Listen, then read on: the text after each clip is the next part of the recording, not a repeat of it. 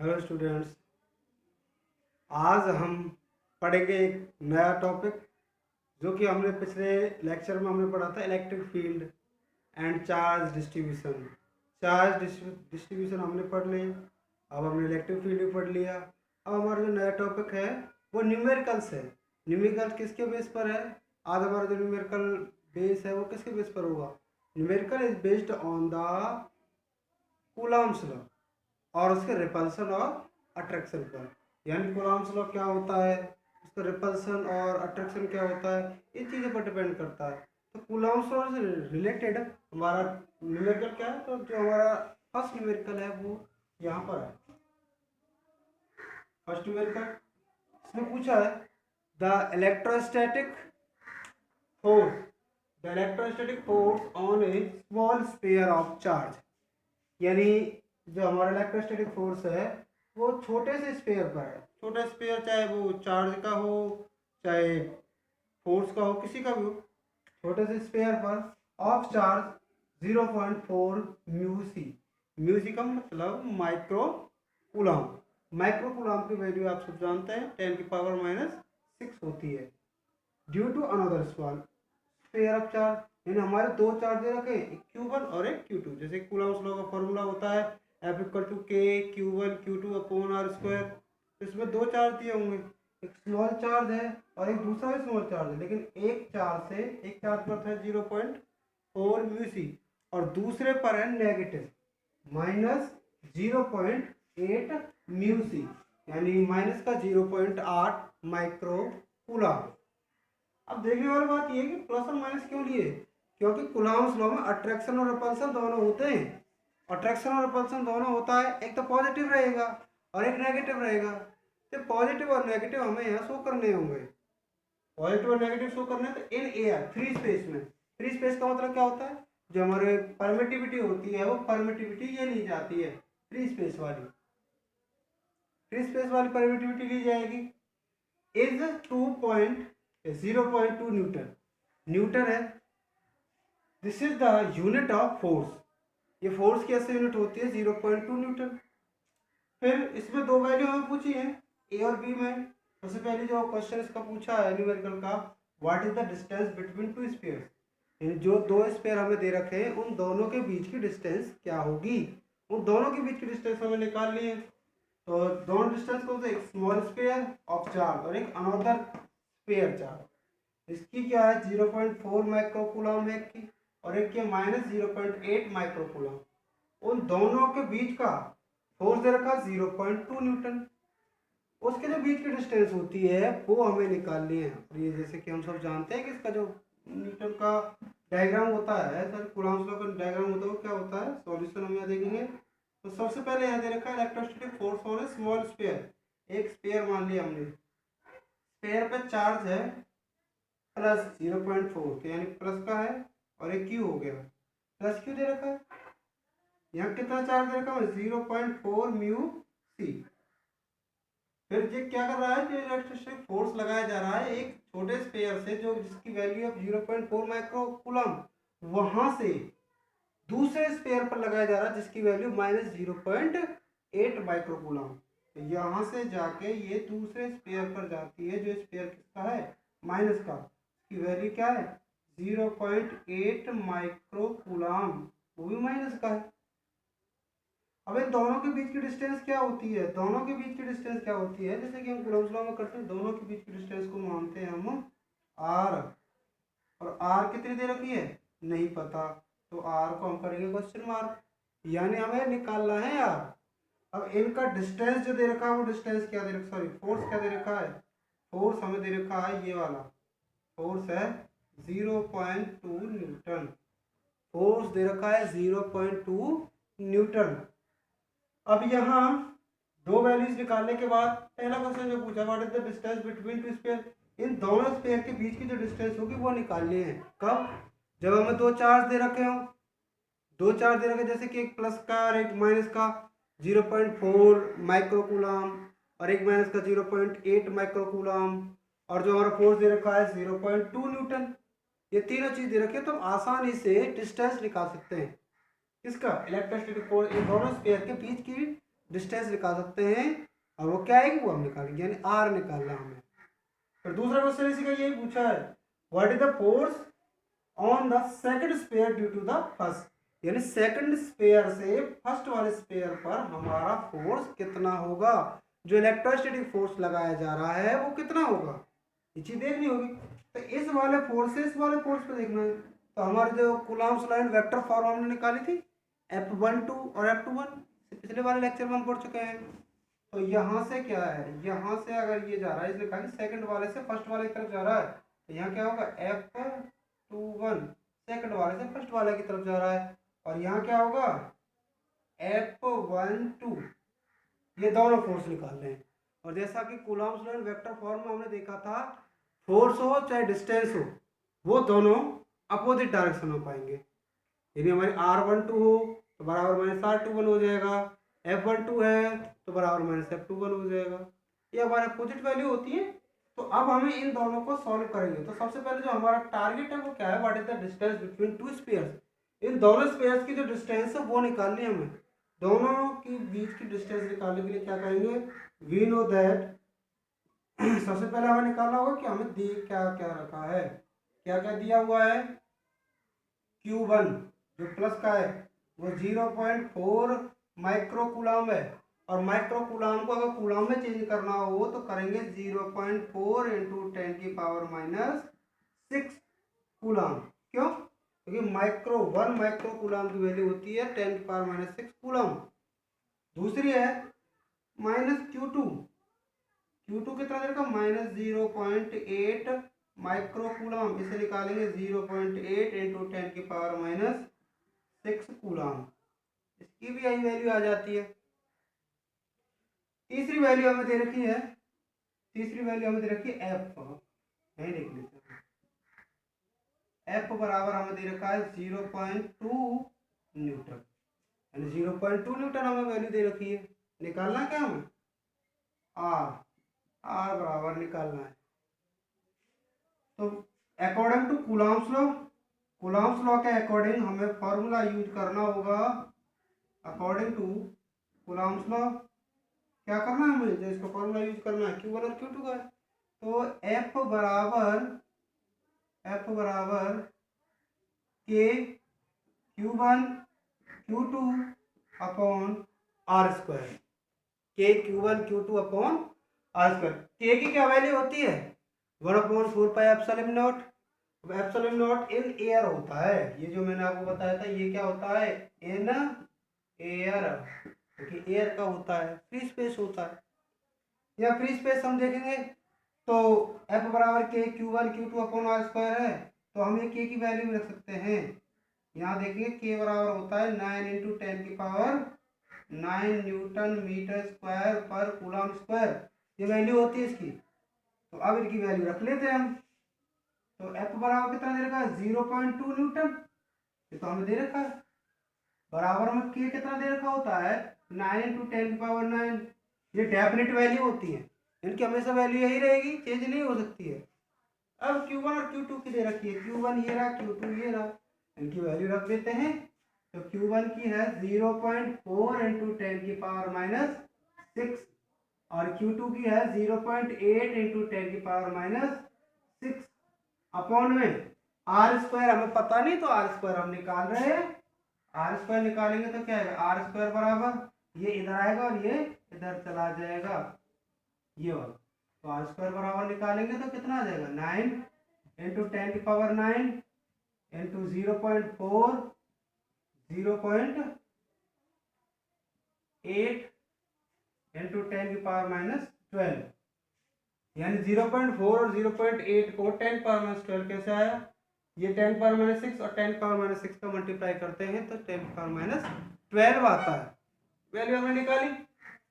अब अपॉन में F जो हमारा फोर्स है वो कितना है, 0.2 न्यूटन, वैल्यू निकाली, और कोई वैल्यू यहाँ बची नहीं है। 0.8 इंटू 10 पावर माइनस 3 अपॉन 0.2 है, यानी कहने का मतलब है इनके पॉइंट की जो वैल्यू है ये हटाई जाएंगी। पॉइंट की वैल्यू हटाने के लिए क्या करेंगे हम, R स्क्वायर बराबर 9 0.4 को हटाते हैं तो यहाँ 4 रह जाता है, और यहाँ 0.8 को हटाएंगे तो 8 रह जाएगा, और यहाँ 10⁻³ है। यहाँ अपॉन में 10⁻², और यहाँ 2, और यह 10⁻1 ऊपर चली जाती है एक वैल्यू। एक 10 ऊपर जाता है तो r² बराबर वैल्यू क्या आएगी, इसे ऊपर ले जाते हैं। ऊपर ले जाने के बाद ये वैल्यू आती है r² बराबर 9, 4, 8 इंटू 10⁻⁴ अपॉन 2। 2 से डिवाइड किया जाता है, 2 से डिवाइड ना करें तो कितना आता है, क्योंकि देखो यहाँ 10⁻³ है, ये ऊपर जाएगा तो ये माइनस का 5 होगा, और ये 1 है तो 10⁻⁴ बचता है। 4 बचता है तो इनका मल्टीप्लाई करेंगे, मल्टीप्लाई करने के बाद आता है 72 मल्टीप्लाई 4 इंटू 10⁻⁴ अपॉन 2। तो इसका डिवाइड करेंगे, इसका डिवाइड करने के बाद आता है 4, 8, और ये 28/2 मल्टीप्लाई 10⁻⁴ डिवाइड करने के बाद आती है। डिवाइड करने के बाद इसकी वैल्यू आएगी तो कितना आएगा, ये आता है 2 से करेंगे तो 6 और 4, 6 4 का डिवाइड करेंगे तो r बराबर आता है 8 इंटू 10⁻²। ये आता है मीटर में, इसकी वैल्यू आती है metre. That's value is complete.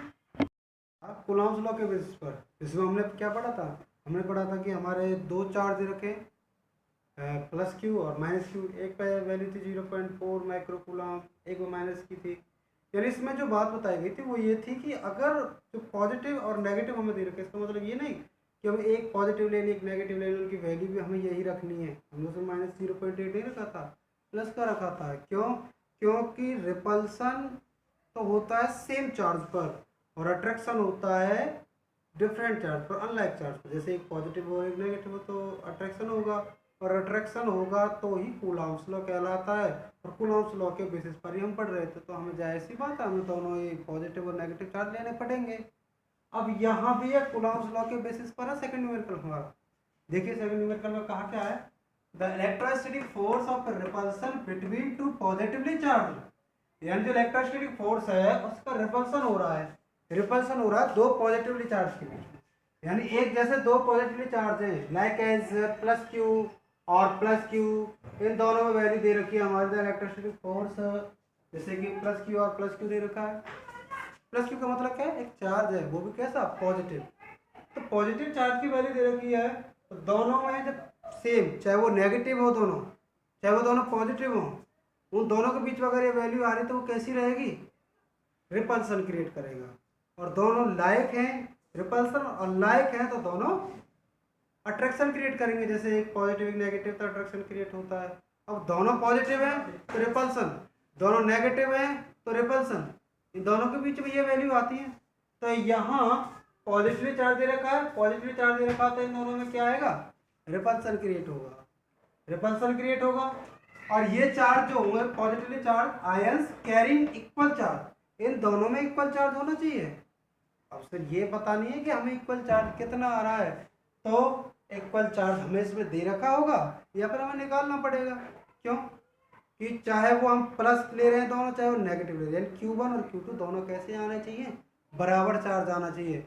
मान लीजिए जैसे हमने Q1 मान लिया हमने 5 कूलम, तो Q2 भी 5 कूलम आना चाहिए, क्योंकि इस क्वेश्चन में दे रखा हमें कि electrostatic force of repulsion between two positively charge, यानी इलेक्ट्रोस्टैटिक फोर्स जो होता है उन दोनों में रिपल्सन क्रिएट करता है।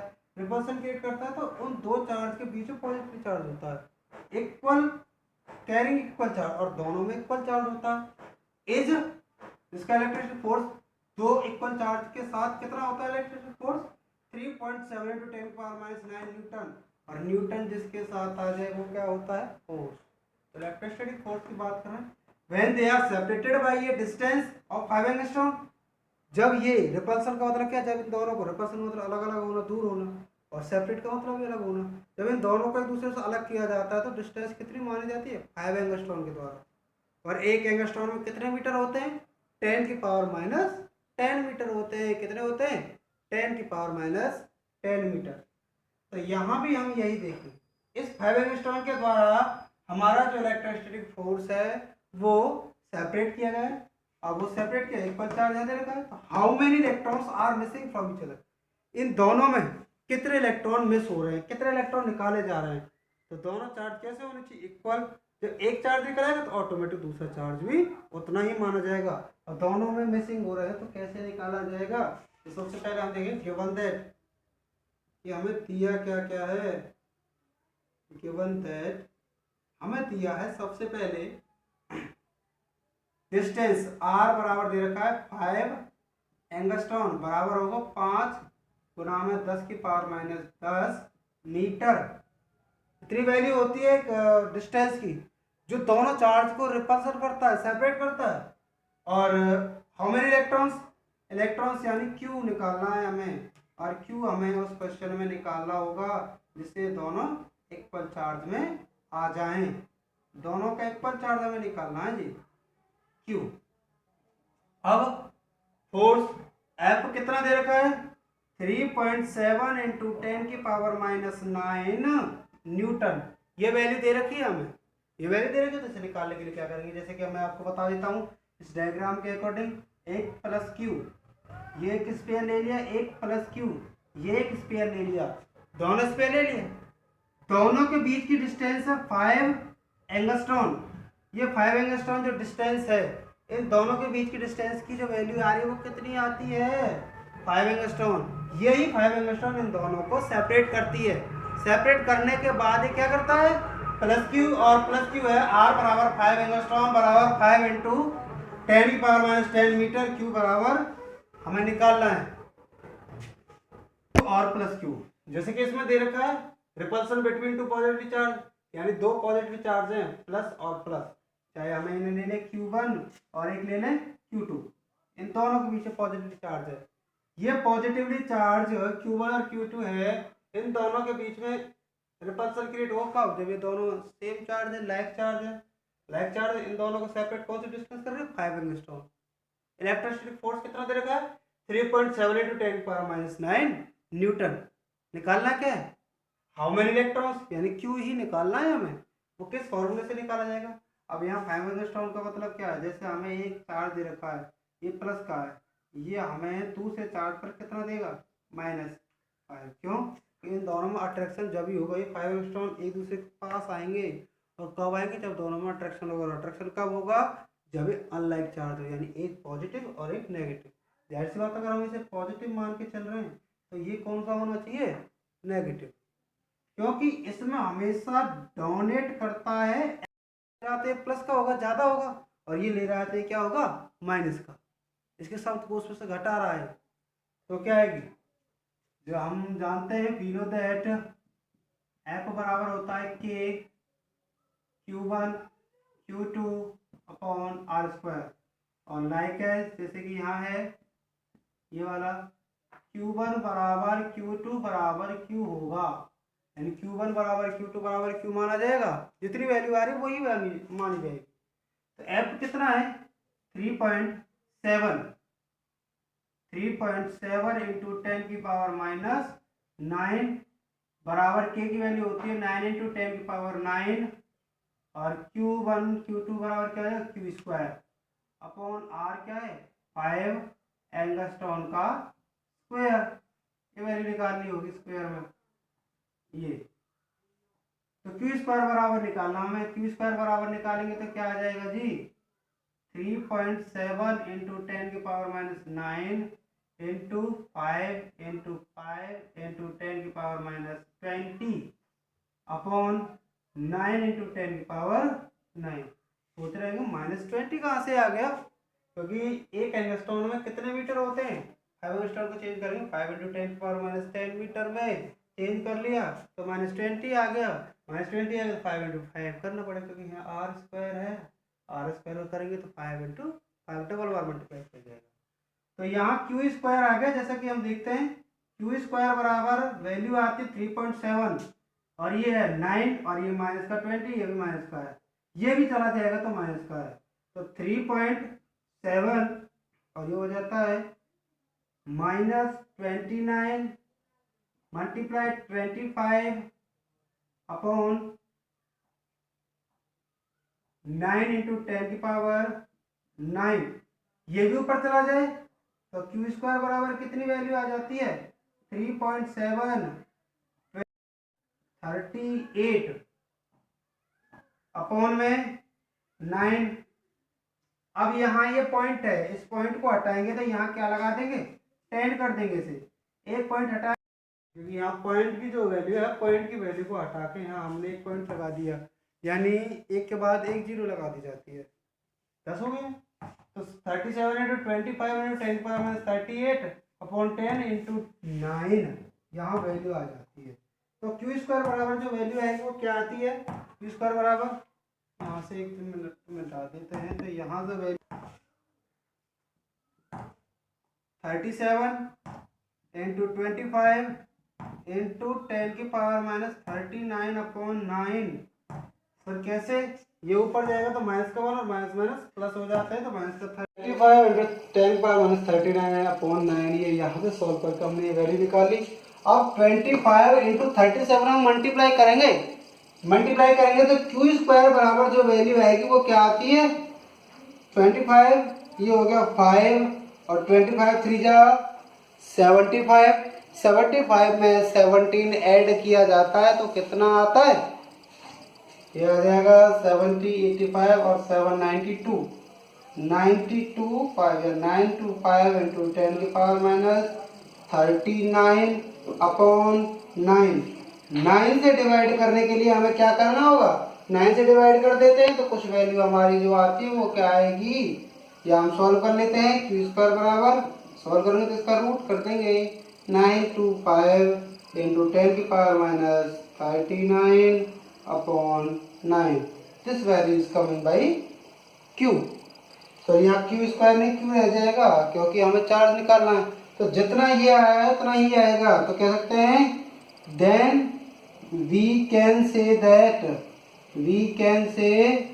दैट Q1 बराबर Q2, ये हमारा आंसर होगा जी। क्यों, क्योंकि इसमें कह रखा है पहले ही इक्वल चार्ज। एंड हमारा जो बैक जो न्यूमेरिकल था उस बैक न्यूमेरिकल में हम बी टाइप जो था वो निकालना भूल गए थे। बी टाइप क्या था, उसमें ये पूछा था कि what is the electrostatic force second force due to the first charge, यानी सेकंड चार्ज से फर्स्ट चार्ज के द्वारा क्या था। जैसे कि मैंने आपको एक बता देता हूँ, यहाँ मैं बता देता हूँ उसका जो था न्यूमेरिकल फर्स्ट का बी जो पार्ट था उसमें F21 और F12 था। तो F12 बराबर क्या होता है माइनस F21 होता है, F12 बराबर माइनस F21 होता है, ये हमें निकालना था। तो F12 कितना देगा हमें, F12 बराबर होता है 0.2 न्यूटन, तो F21 बराबर भी क्या हो जाएगा 0.2 न्यूटन। दो